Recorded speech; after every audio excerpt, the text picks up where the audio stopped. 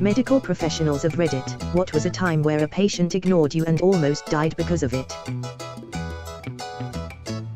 When I was in medical school, had a gentleman in his late 60s come in for chest pain, found to have a large heart attack, very impressive STEMI in lad by EKG. Refused emergent cardiac catheterization, go through the arteries and put a stent to open up the vessel of the heart, so he could bring his car home and planned on taking an ambulance back to the hospital.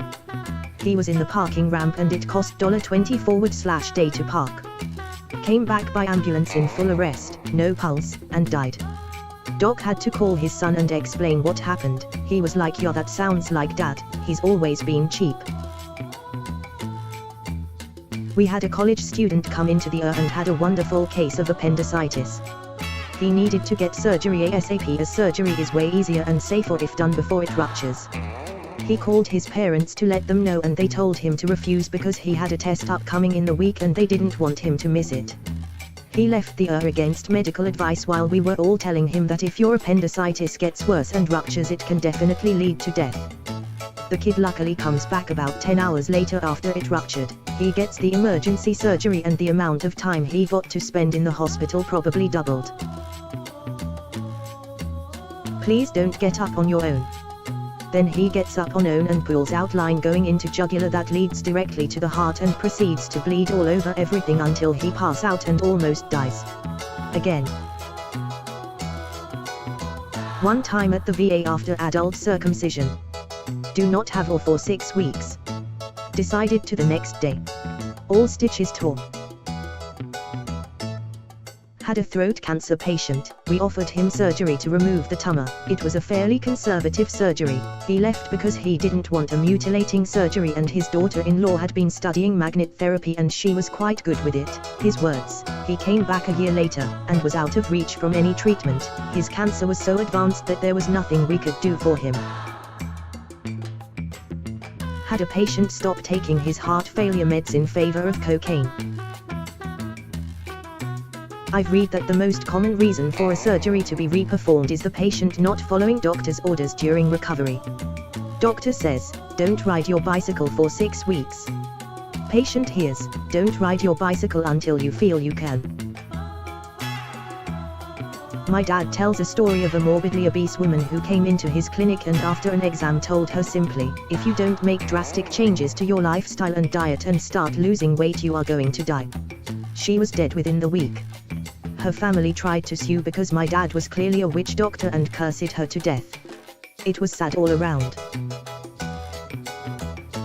Almost every day, you must not get up or you will die from embolus. Walks to bathroom to take a. Not a med professional, but my aunt is and I'd like to share her horrifying story. She once had a patient, young guy in his early 20s, who had very poor hygiene. Didn't shower regularly, didn't brush his teeth, wore the same clothes for days on. IRC he one day came in with a nasty rash on his lower abdomen / pubic area that was starting to show signs of infection. She provided antibiotics and instruction and extensively stressed to him to improve hygiene and keep the area clean, otherwise it'll just keep coming back or get worse. Well, as the story goes, he didn't pick up the prescription and apparently chose to just keep putting a and winking and laughing smiley. Gold ointment on the area. She later found out he ended up in the ER after going into shock at work. Turns out he ended up getting gangrene in the area and it had spread to his end, which had to be removed. Didn't die, but did lose an eye as a result. Young kid, 20, with bad diabetic retinopathy from uncontrolled DM type 1, had eye surgery to remove blood and scar tissue from inside the eye. We told him to take it easy for a few weeks. He went to 6 Flags. Roller coasters are bad. Retina completely detached, eye got soft and painful, had to be removed. It happened so often it was almost a non-issue. We would basically just shrug our shoulders and say welp. I had a patient who kept adjusting her insulin dosage against my advice because she was terrified of having her feet amputated like her mom. So she had several occasions of dangerously low blood, of which put her in the ICU. Had a lady who had the opposite problem, raging diabetes, but indeed she would never take her. She was in the ICU multiple times for the diabetic ketoacidosis. Had a ton of patients on dialysis who skipped dialysis for whatever tea feel like going, had a fight with boyfriend who was her ride, took a vacation to a city without a dialysis unit, etc. They would come in with their electrolytes all and had to get emergency dialysis inpatient. Had a billion old fat men with chest pain for weeks refused to come into the hospital to be evaluated for cardiovascular issues and either die at home or come back a week later with extensive miss. Half of my patients with COPD were still active smokers despite my had burn scars over a third of his body from the last time he smoked around his O2 tank. Had patients take extra doses of benzodiazepines, Xanax, Valium, etc., and end up in the hospital with overdoses.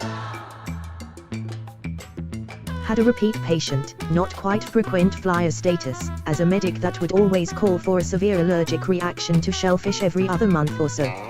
She had always had the allergy and knew her reactions were getting worse. After a year, 6 or 7 calls, of this silliness, my crew and I stayed in the hospital with her and talked at length about the situation since she'd always stay mum about how it kept happening. She told us she comes from a patriarchal culture and her father made this amazing seafood soup. If she didn't eat it and force her body not to reject his gift to the family, she would lose her car, phone, or whatever punishment her father deemed necessary. We pleaded with her to do whatever it took to show him it was deadly and carry her EpiPens with her. Fast forward a few years when I altered course into nursing and joined that saw a familiar bloated face. Turns out she had gone off to college in another state and hadn't been home for a while, but had visited her folks for a holiday. Of course she had the soup, and despite hitting herself with the EpiPen when her throat started tightening, the reaction continued. Her mom, who I had never seen before, told me she tried to eat it fast and rushed to the bathroom where she was found on the floor. Medics couldn't tube her in the field, so tried medical management until they could drive her to our doc performed a tracheotomy at the bedside and she went to the ICU. Took a week for her to recover, and I was told by the ICU nurses that her father finally got it, that her allergy was a real medical condition. Not a doctor, have worked in addictions field. Too many clients have died or will die because despite the repeated warnings from their doctor that they have almost no liver function or that what they are drinking is giving them all sorts of brain damage, they continue to drink hard. But a lot of these guys feel like they have nothing to live for but the bottle. It's really heartbreaking. We had a mom in the NICU who would constantly kiss her premature baby on the mouth. Several nurses educated her around why that's not safe for the baby, and thankfully documented their teachings. This was during cold and flu season, and became even more concerning when the mother was coming in with cold-like symptoms, coughing, sneezing and obvious congestion. She still continued to kiss the baby right on the mouth. The baby was almost ready to go home by this time, but got extremely sick. The baby ended up on a ventilator and had quite the extended stay with many, many close calls. My wife is a labor and delivery nurse. When a baby is born, they give it some vitamin that the baby can't produce itself for the first 6 months of its life, or something like that. I think it's vitamin K to help with blood clotting. It's potentially lethal if the baby doesn't get this, obviously, as they can bleed out internally. Welp, one mother didn't want their kid getting vitamin K cause anti-vaxxer. Baby ended up dying in the NICU. No way to know if the lack of vitamin K contributed to the death or not, but I think most medical professionals would point to it being part of the reason the baby died. Edit, to clarify, the cause of death was related to a bleeding issue. I don't recall the cause of the bleeding or what the specifics of the issue were, but ultimately the baby doesn't get the clotting aid. Baby bleeds to death. Lacking the clotting aid likely played a role in the death.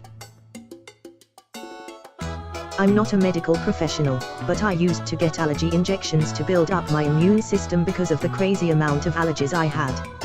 I would get these injections every week, and I was instructed by my family doctor and the allergist to wait in the waiting room 30 minutes after the injection in case I received a reaction.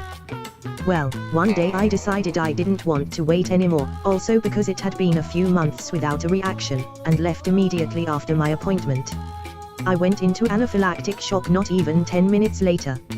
It was crazy because I didn't even know what was happening at first and didn't even know how to use an EpiPen.